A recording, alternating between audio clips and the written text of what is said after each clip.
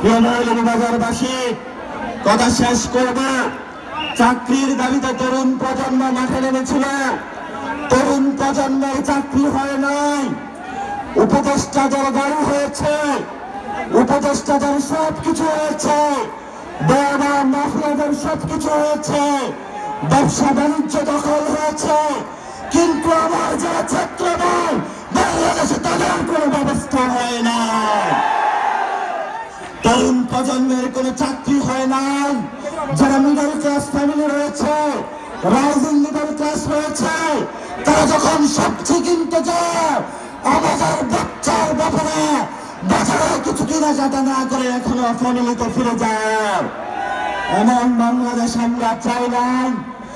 এনসিপির নেতৃত্বে ভবিষ্যতে বাংলাদেশে যদি জনগণের সরকার গঠন হয়, সেই জনগণের সরকারের ক্ষেত্রে আমরা 64 জেলায় চাকরির ব্যবস্থা করব, ম্যানুফ্যাকচারিং হাব বাড়াবো, বিভিন্ন জায়গায় টেকনিক্যাল এডুকেশন চালু করব।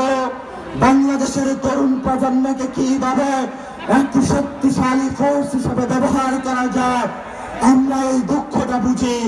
এনসিপি এটা নিয়ে কাজ করবে।